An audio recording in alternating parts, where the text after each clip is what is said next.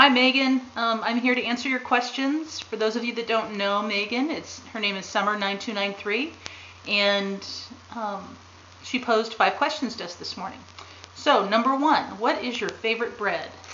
My personal favorite bread, let's see if we can get that on the screen. It's Oro Wheat Sweet Hawaiian bread.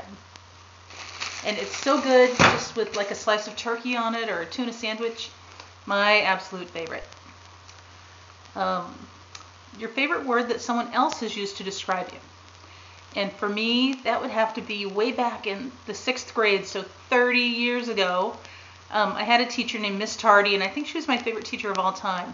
And she said, well, she wrote it, so that's why it really sticks with me. We had these big, long class pictures made. So of all of the 6th graders together, it was like our graduation kind of picture. And she said that I was a humanitarian in the most definite sense of the word. So to me, that has always stuck in my mind, and it's always given me something to continue to strive towards, being a humanitarian. Well, obviously to other humans, but yeah, to humanitarian is the word that I appreciated being referred to the most. What book from childhood do you remember most? For me, that would have to be Stuart Little by E.B. White. I read it probably 20 or 30 times when I was a kid, and a few years ago my son Johnny got into reading it without even knowing that it had been one of my favorite books. So yeah, that was a nice surprise. Anyway, Stuart Little by E.B. White.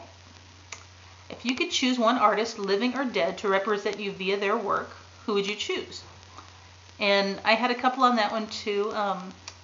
They're both more naturalists in their work, representing nature more than humans, but it would be a huge honor to me to be represented by either of them. And one is George Sumner, and if you don't know who he is, go Google him and look at some of his work. He used to be one of my customers at the bank I worked at, and such a nice man, and I always loved all of his work. And I have a signed piece that he gave me 21 years ago. And yeah, so George Sumner. The other one would be a black and white photo done by Ansel Adams. He would be my person that's deceased that I would choose. And the last one is, if you could scribble one line in huge letters on the side of a building, what would you write? And for that, I have 2 lines also.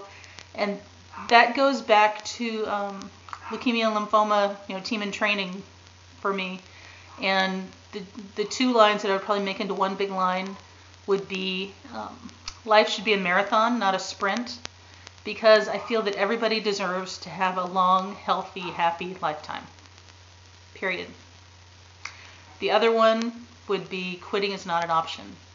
And for me, that was my own personal mantra in my first marathon. I had blisters from the tips of my toes to the arches of my feet, and we did it in a monsoon with flash floods. It was, the wettest I think I've ever been without being underwater myself.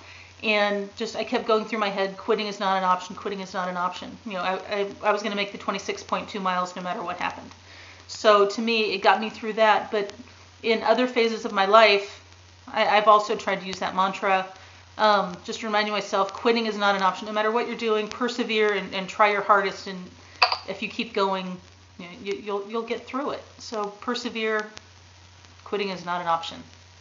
So I think that's it. I need to go take Mr. Bleckner to the dentist to finish up his root canal, and I'll be back to check messages later. Bye, guys.